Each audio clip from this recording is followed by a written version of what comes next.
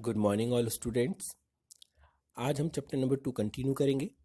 Last class में हमने दो वस्तु की स्थिति में उपभोक्ता संतुलन के बारे में चर्चा की थी। यदि उपभोक्ता दो वस्तुओं का उपभोग करता है तो उसका संतुलन किस प्रकार से होगा, अर्थात वह दोनों वस्तुओं में से कौन सी वस्तु की कितनी मात्रा खरीदेगा जिससे कि उसकी संपूर्ण आय खर्च हो सके।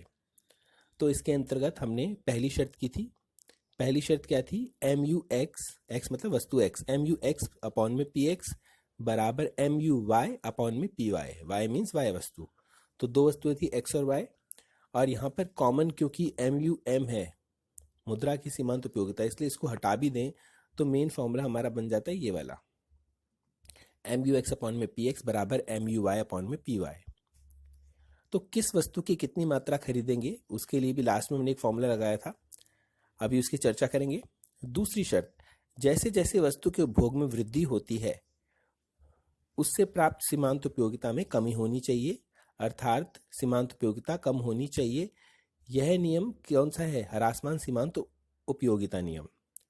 तो जैसे जैसे हम किसी वस्तु का अधिक उपभोग करते हैं तो उसकी उपयोगिता में कमी होती है, उसकी सीमांत उपयोगिता में कमी होती है। अब हम एक बेसिक क्वेश्चन करेंगे। क्वेश्चन के अंतर्गत सब ध्यान से देखेंगे। क्वेश्चन क्या लिखा हुआ है? एक उपभोक्ता अपनी संपूर्ण आय से एक्स वस्तु की 10 इकाइयां खरीदता है और वाई वस्तु की 12 खरीद रहा है। कितनी खरीद रहा है? 10 और 12 इकाइयां खरीद रहा है। एक्स वस्तु की कीमत 15 रुपये है और वाई वस्तु की कीमत कितनी है? 20 रुपये। तो सबसे पहले हमें जो गिवन होता है वही हम लिख लें तो ज़्यादा बेहतर है।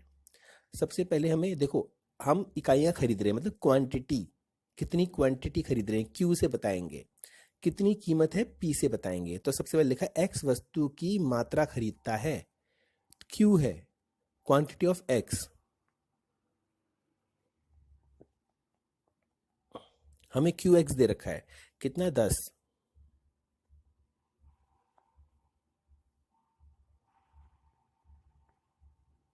और क्यू वाई कितना दे रखा है? कितनी इकाइयां खरीद रहा है वाई की? 12। अब यदि एक्स वस्तु की कीमत, कीमत दे रखी है मतलब प्राइस पी, किसकी? एक्स वस्तु की, पी एक्स,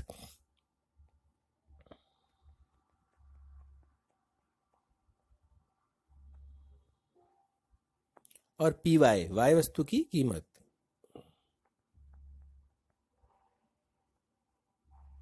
20 रुपए। जो हमें गिवन है वो हमने लिख लिया। अब कह रहा है उपभोक्ता की आय ज्ञात कीजिए। हमें जैसा कि पता है कि दोनों वस्तुओं को खरीदने पर उपभोक्ता की पूरी आय इस्तेमाल हो जाती है, खर्च हो जाती है। तो इसका फॉर्मूला क्या है?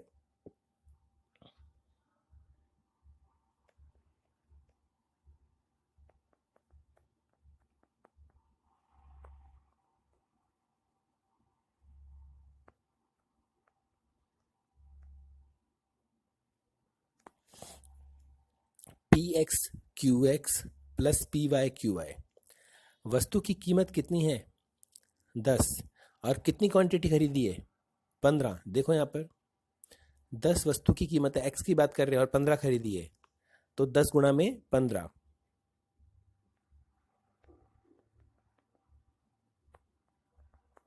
वाई वस्तु की कितनी क्वांटिटी खरीदी है? 12। कीमत कितनी थी? 20। तो 12 गुणा 20।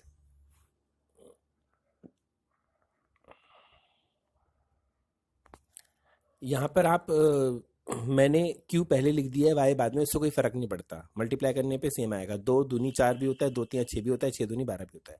तो मल्टीप्लाई करने पे कोई फर्क नहीं पड़ेगा। एम एम मतलब हम उपभोक्ता की आय कितनी है, याद रखेंगे। पी की जगह पी की वैल्यू रखो, मैंने उल्टी रखी है वैल्यू, पी की जगह क्यू की वैल्यू रख दी, उससे कोई फर्क नहीं पड़ेगा। मल्टीप्लाई करेंगे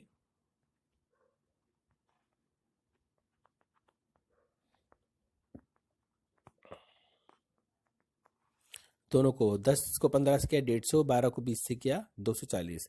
जमा करेंगे कितना आएगा?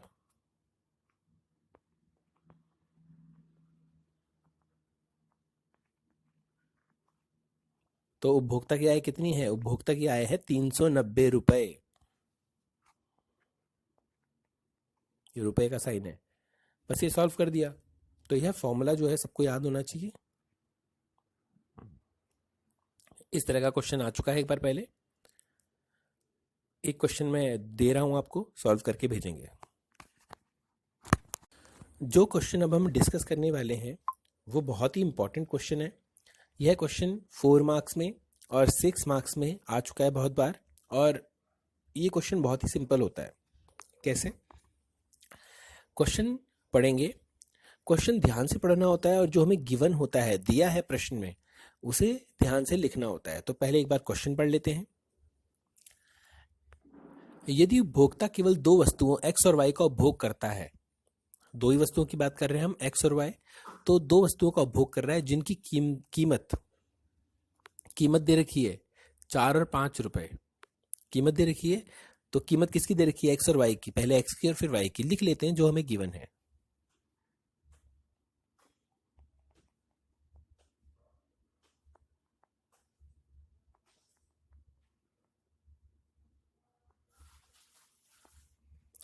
₹4 px py 5।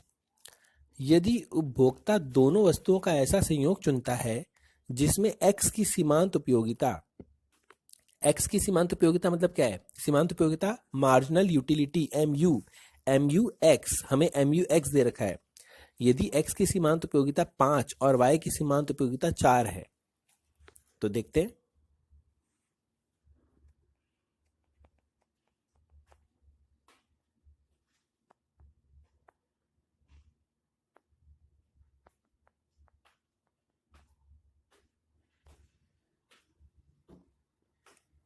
तो मैंने लिख लिया, जिसमें x की सीमांत उपयोगिता MU x 5 और y की सीमांत उपयोगिता 4 है, जो गिवन मैंने लिख लिया।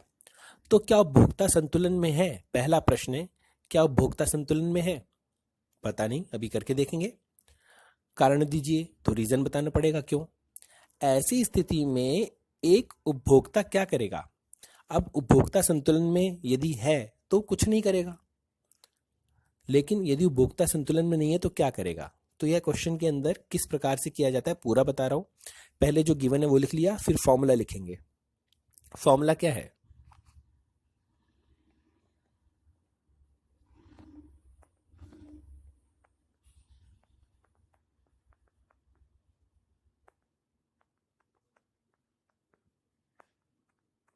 यह फॉर्मूला है MU x अपॉन में PX बराबर MU y अपॉन में PY बराबर MU M। क्यों नहीं लिखा?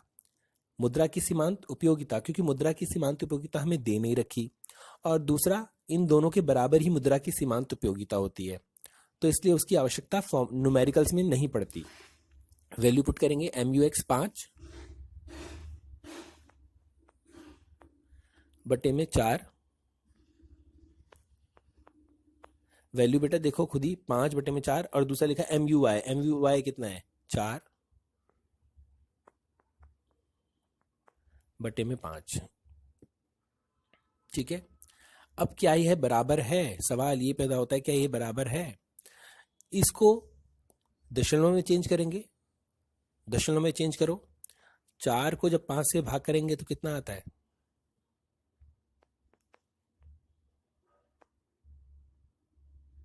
1.25। और जब 4 बटे 5 करते हैं तो कितना आता है आंसर?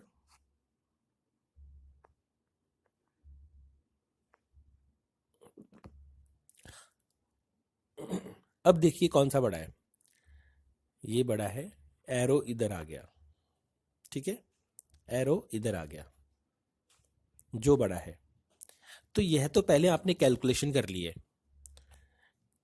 इस कैलकुलेशन में कौन सा बड़ा आ रहा है? ये वाला एरिया बड़ा आ रहा है। तो यहां नहीं करना, मैं करके ऐसे बता रहा हूं बस। ये एरो इधर आ गया है, यहां तो बराबर ही रहेगा। इसके बाद में पहले पूरी कैलकुलेशन करेंगे, उसके बाद में कैसे करेंगे देखेंगे। नेक्स्ट स्लाइड, ये रहा। तो हमारा MU x PX क्या आ गया? इस तरफ एरो आ गया, ये लिखना पड़ेगा उसके बाद में। जब आंसर आता है ना, तो उसके बाद में लिखना पड़ता है कि MU x PX बड़ा है MU y PY से, और यह असंतुलन हो गया। इसके बारे में हम पढ़ चुके हैं। तो सबसे पहला प्रश्न था, उपभोक्ता संतुलन में है? उपभोक्ता संतुलन में नहीं है। तो ऐसे में क्या करेगा वो? जब मैंने बताया था, यदि एरो इस तरफ हो तो x वस्तु की अधिक इकाइयां खरीदता है, y वस्तु की कम खरीदता है। तो देखेंगे उपभोक्ता x वस्तु की अधिक मात्रा खरीदेगा तथा y वस्तु की कम मात्रा खरीदेगा।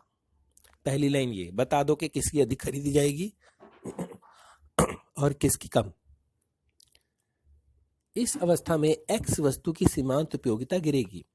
यदि x वस्तु की अधिक मात्रा खरीदी जा रही है तो जैसे जैसे उसकी अधिक मात्रा खरीदी जाएगी उसकी सीमांत उपयोगिता कम होने लग जाएगी।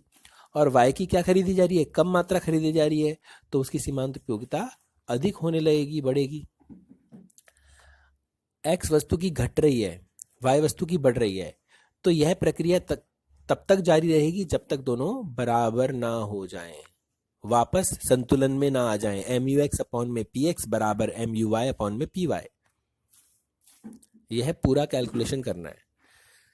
तो जो आपने कैलकुलेशन किया आगे, अगर 6 नंबर का आता है तो 3 नंबर है उसके, और इसमें से 1 नंबर यह बताने का है, 2 नंबर इसे एक्सप्लेन करने के। यदि 4 नंबर का आता है तो 4 नंबर में 2 नंबर में आपका जो मैंने कैलकुलेशन सॉल्व किया वो होता है, उसके अंदर आधे नंबर का ये होता है और 1.5 नंबर का ये एक्सप्लेनेशन होता है। तो बहुत ही सिंपल क्वेश्चन है। इस तरह का एक क्वेश्चन और मैं दे रहा हूँ, सभी ध्यान से सॉल्व करेंगे और टेक योर टाइम। 7 से 10 मिनट है आपके पास में, इजी वे में सॉल्व कीजिए। पूरा प्रॉपर आंसर ये भी लिख के भेजना है मुझे, ठीक है? तो आराम से लिख करके सॉल्व करके भेजेंगे।